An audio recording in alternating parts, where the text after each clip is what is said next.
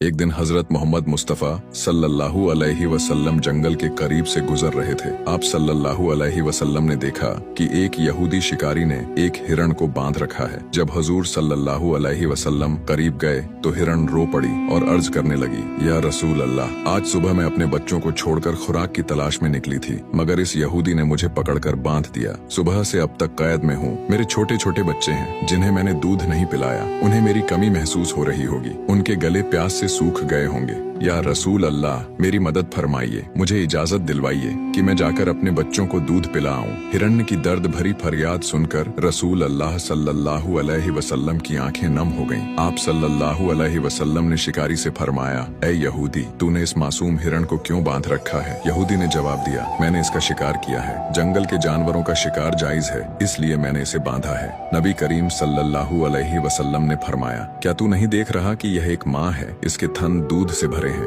ये अपने बच्चों की मोहब्बत में बेकरार है। इसे छोड़ दो ताकि यह अपने बच्चों को दूध पिला सके। यहूदी ने गुरूर से कहा, मैंने बड़ी मेहनत से इसे पकड़ा है, मैं क्यों छोड़ दूं? आप सल्लल्लाहु अलैहि वसल्लम ने नरमी से फरमाया, इस माँ हिरण को एक बार अपने बच्चों के पास जाने दो, यह दूध पिलाकर वापस आ जाएगी। यहूदी हंसा और कहा, बंधा हुआ जानवर कभी वापस नहीं आता। अगर मैं इसे छोड़ दूं तो यह भाग जाएगी। जब आप सल्लल्लाहु अलैहि वसल्लम ने देखा कि यहूदी मानने को तैयार नहीं तो फरमाया, ऐ यहूदी, इसे आजाद कर दो और इसके बदले मुझे जामिन के तौर पर रख लो। अगर ये वापस ना आए तो मैं हमेशा के लिए तुम्हारी कैद में रहूंगा। यहूदी ने शर्त मान ली। हिरण्य को आजाद कर दिया और रसूल अल्लाह सल्लल्लाहु अलैहि वसल्लम वहीं बैठ गए। हिरण्य जंगल की तरफ दौड़ती हुई चली गई। कुछ घंटे गुजरने के बाद यहूदी तंजिया अंदाज में कहने लगा, क्या हुआ हुजूर? आपने कहा हिरनी वापस आएगी, लेकिन वह तो अभी तक वापस नहीं आई। आप सल्लल्लाहु अलैहि वसल्लम ने फरमाया, सब्र करो, वह जरूर वापस आएगी। इतने में हिरन अपने बच्चों के साथ दौड़ती हुई हुजूर नबी